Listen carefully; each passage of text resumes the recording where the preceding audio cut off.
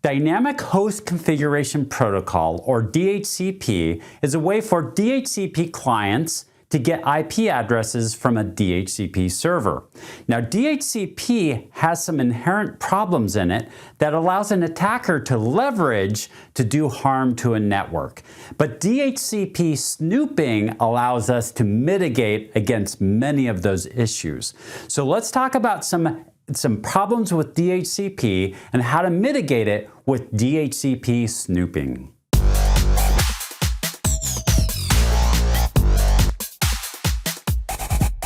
In this video, we'll do a quick mention about DHCP starvation attacks.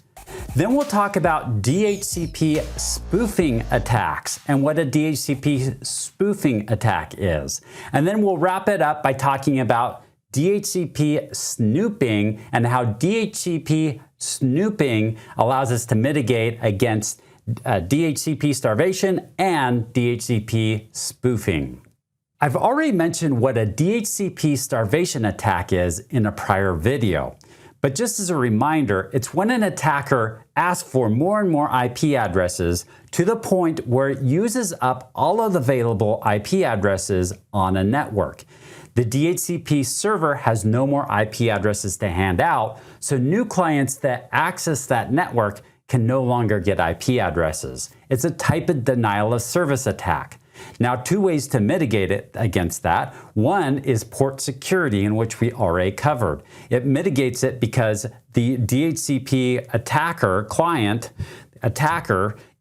can only ask for so many IP addresses till it gets shut off because it only has so many MAC addresses it can register on that port. The other way to mitigate against this, though, is DHCP snooping. The other thing an attacker can do is use DHCP spoofing. Spoofing means that it's mimicking a DHCP server. So an attacker can get onto the network, create a rogue DHCP server, that's a DHCP server that's not supposed to be on the network, and do its own configuration on that network. And then what it can do is it can leverage that to either do a denial of service attack on the network, or it can use that as a man-in-the-middle attack and stage a man-in-the-middle attack on the network. When a client joins a local area network, it needs some information on how to communicate with that local area network. It needs an IP address, a mask, a default gateway, a DNS server, and possibly some other information. So with this, it will send out a message asking for a DHCP server to give it some information so it can fill this in. Well, this is a broadcast that goes to the rest of the network, and any DHCP server can respond to it. What an attacker can do is an attacker can respond to it with its own information, giving the client bad information. And this does a couple different things. Well, first of all, one reason why a attacker can get away with this is that a client machine usually responds to the first DHCP server that it receives an offer from. So as long as the attacker responds before a DHCP server responds, a true DHCP server on the network, a trusted DHCP server on the network, then this client is going to get the information from the attacker instead.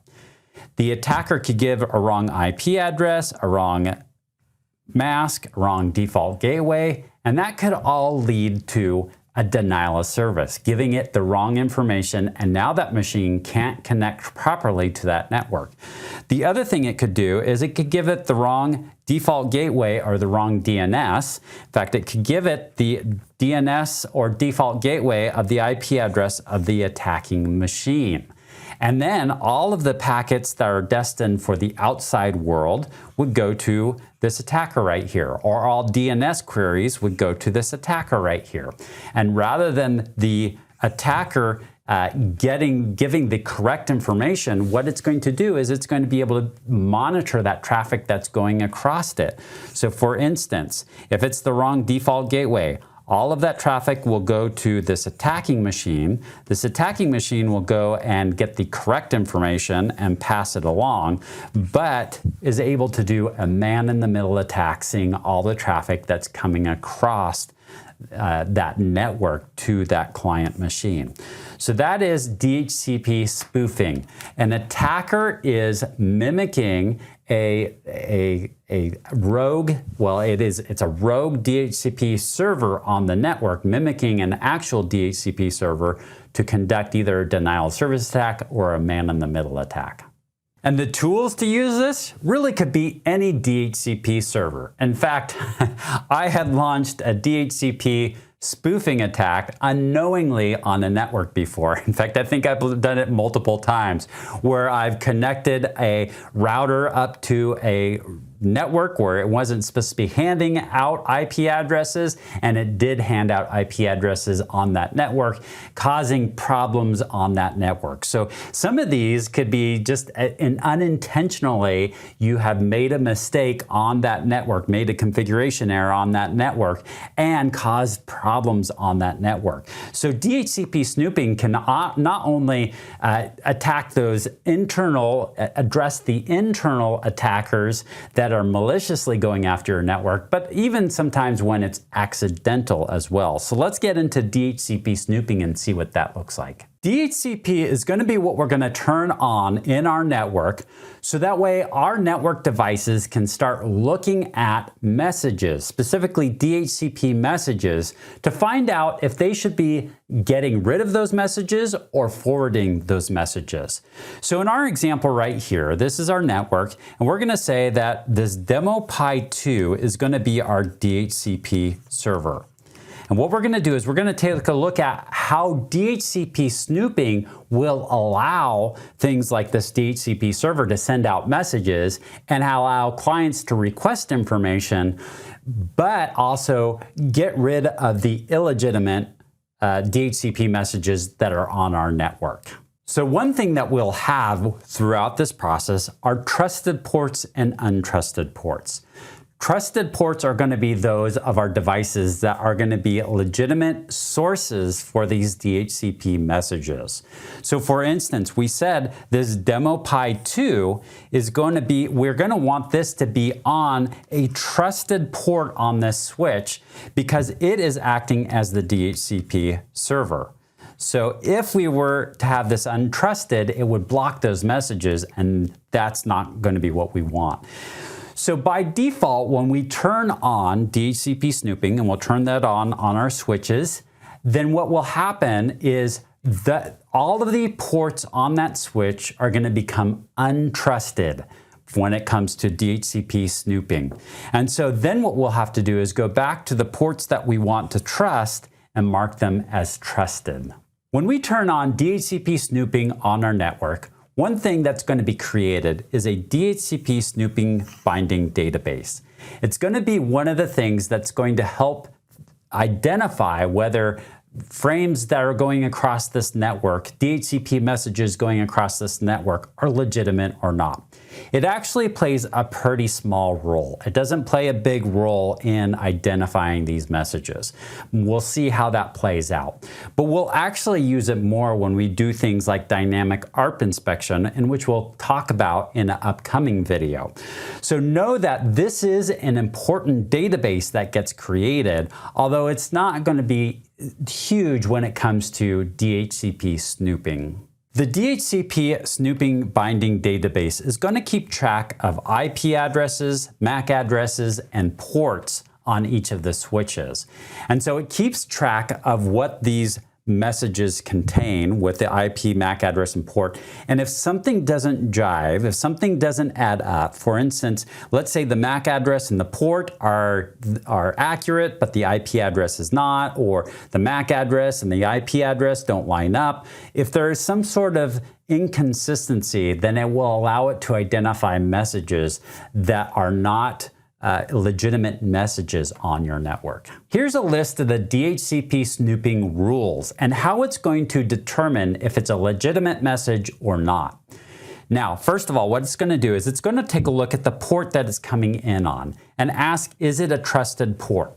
If it's a trusted port, that DHCP message is going to go through. It's going to assume that the message is trusted because the port is trusted. So we would want to, once again, this demo pi, if this is our DHCP server and the server messages are coming in on this port, we're going to want to trust that port that's coming in on, so that way those DHCP messages can go out. If it's coming in on an untrusted port, so the client machine is connecting to this switch and it needs to legitimize the messages and make sure that they're legitimate. First of all, it's going to ask if this is a server message. That means like the DHCP offer. Is it the messages that you would see coming from the server? And if it is the messages that you'd see coming from a server on an untrusted port, it's going to block those messages. It doesn't allow those messages to go through. So this is all DHCP servers need to be on a trusted port. Next, it asks, okay, if it's not a server message, it is a client message. It's those like the discovery or the request. If it's one of those messages, then what it's going to do is going to measure up against a few other items here in our rules here. First of all, is there a rate limit? There are rate limits that we can put on our different ports on our switches.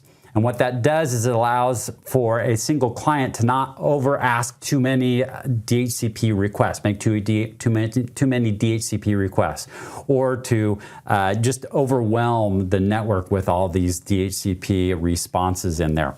So it's going to rate limit it. Now, this is a setting that we can choose to implement or not implement. So it's going to rate limit it.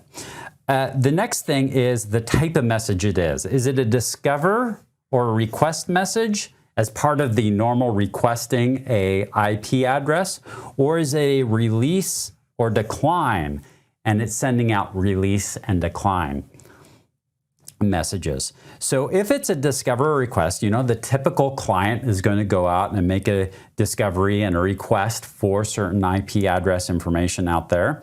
Then what it will do is it's going to take a look at the frames and make sure that inside the frame, the MAC address of the layer 2 MAC address is going to line up with the information in the DHCP discovery or request. So there is some information in the actual request that lists out the MAC address again.